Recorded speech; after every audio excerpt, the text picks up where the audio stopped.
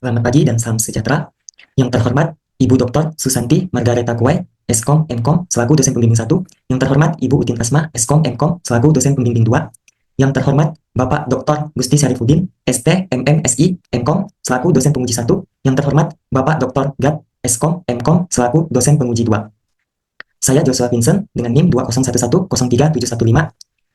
Program Studi Sistem Informasi, Peminatan E-Business Teknologi. Saya mengangkat penelitian yang berjudul Perancangan Website Business to Consumer Penjualan Kue pada Toko YNK Pontianak. Adapun pokok bahasannya yaitu yang terdiri dari latar belakang, rumusan masalah, ruang lingkup penelitian, tujuan, dan manfaat. Latar belakang.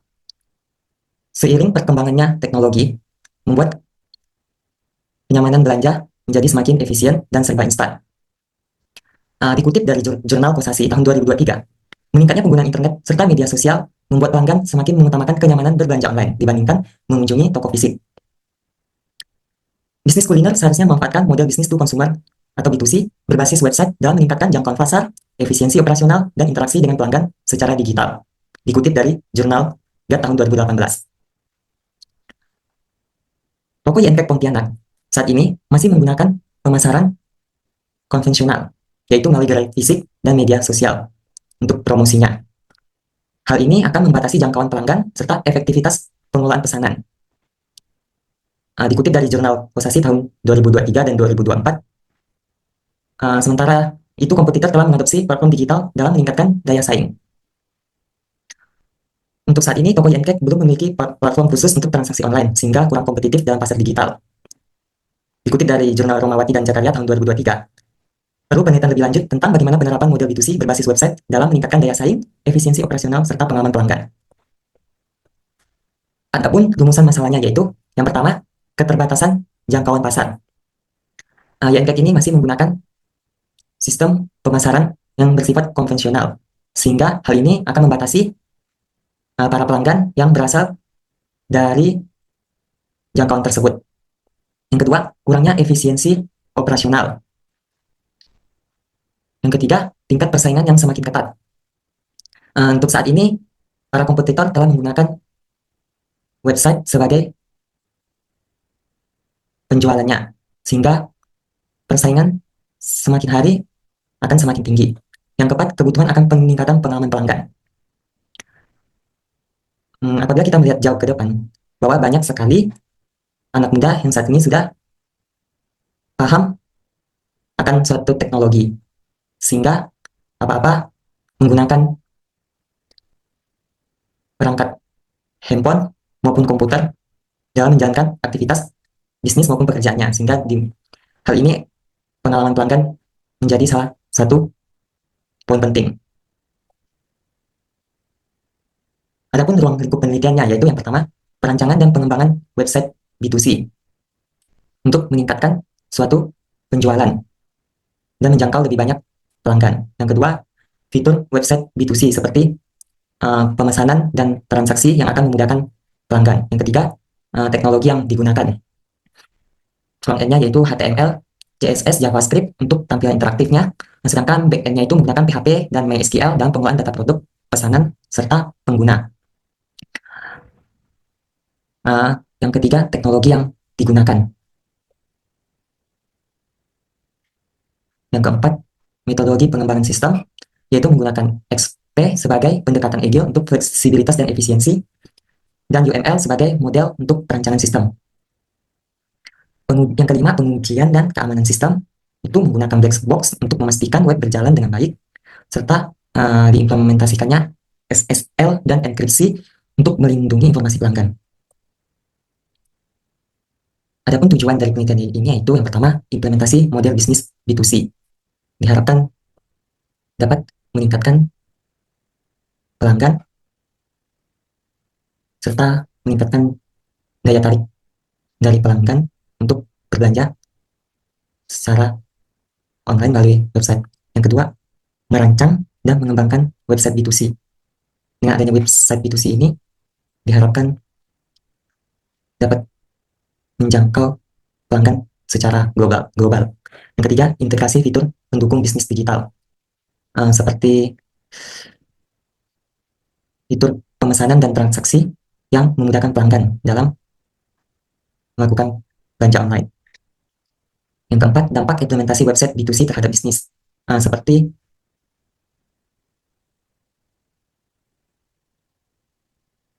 daya tarik pelanggan yang menginginkan proses belanja secara instan akan memberikan suatu dampak yang besar.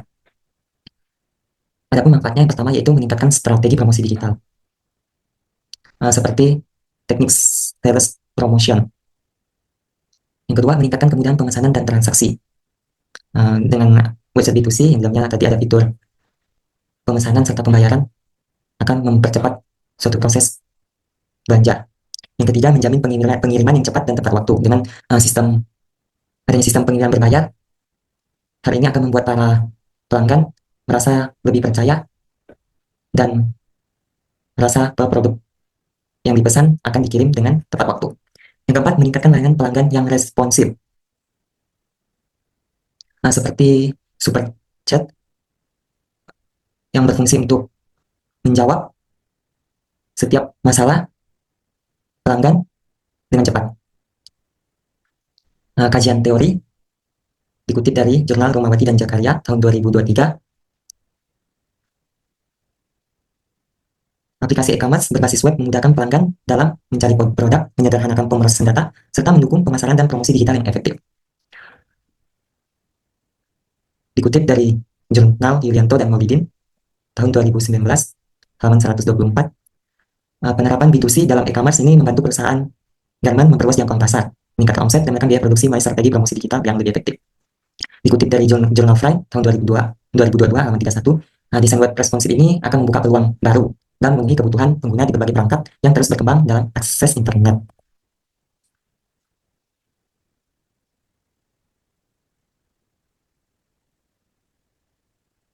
Teori dari Human Computer Interaction atau HCI oleh Friend tahun 2002 tadi memiliki asumsi teori seiring berkembangnya teknologi, pengguna lebih mengutamakan kenyamanan serta fleksibilitas dalam mengakses suatu informasi, sehingga web menjadi solusi dan kebutuhan utama yang adaptif. Masalah penelitiannya seperti tadi yang telah saya sebutkan, yaitu keterbatasan jangkauan, kurang efisiensi operasional, tingkat persaingan, kebutuhan pengalaman pelanggan. Metode yang digunakan yaitu wawancara, observasi, studi dokumentasi. Adapun rumusan masalahnya itu bagaimana menghasilkan suatu rancangan website berbasis B2C dan memudahkan pelanggan untuk membeli kue secara online.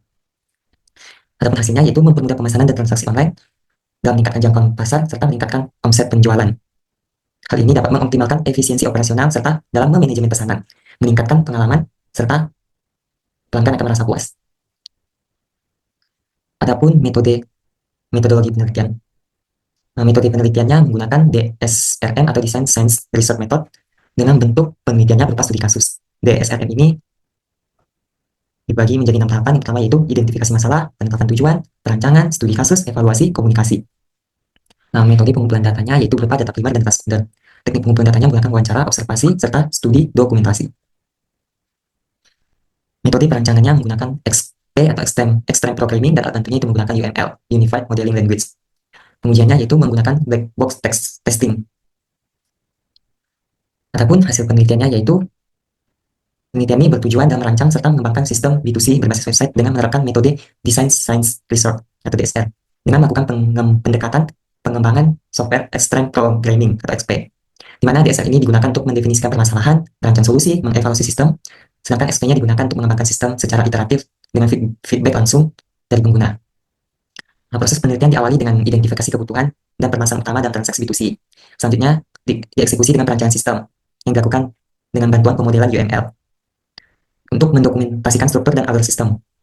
Pengembangan dilakukan dengan teknologi yang berbasis PHP sebagai bahasa pemrograman server-side, serta MySQL untuk backend, HTML, CSS, JavaScript untuk frontend, serta MySQL sebagai basis data untuk mengolah data produk, pesanan, dan pengguna. Pengujian sistem ini dilakukan dengan metode black box testing. Hal ini bertujuan untuk memastikan fungsionalitas berjalan sesuai dengan spesifikasi dan apa yang developer inginkan, apakah sesuai atau tidaknya. Berikut adalah from login admin dan customer.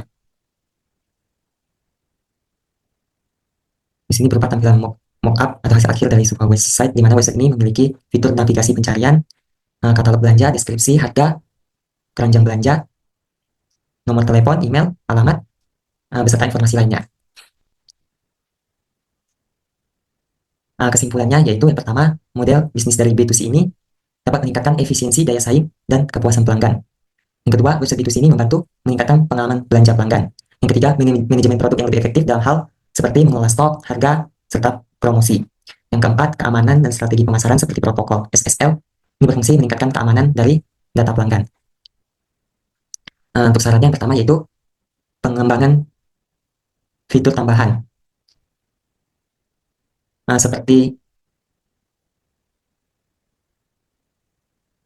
Seperti fitur uh, chat chat AI di mana fitur ini berfungsi untuk menjawab setiap kebutuhan dari pelanggan serta merekomendasikan. Misalnya, sebentar lagi ini kan masuk dalam bulan Ramadan, sehingga pelanggan ini butuh yang manis-manis. Sehingga apabila pelanggan mengajukan pertanyaan kira-kira apa minuman yang cocok untuk berbuka puasa, maka fitur chat AI ini bisa merekomendasikan produk yang tersedia atau terjual di dalam website. Yang kedua ini optimasi performance system, seperti dalam meningkatkan kecepatan loading serta pengoptimalan database, keamanan data dan transaksi, seperti menggunakan enkripsi, authentication dua faktor atau A2F, serta penggunaan blockchain untuk metode transaksi sebagai keamanan pengguna. Yang keempat, uji coba dalam lingkungan nyata.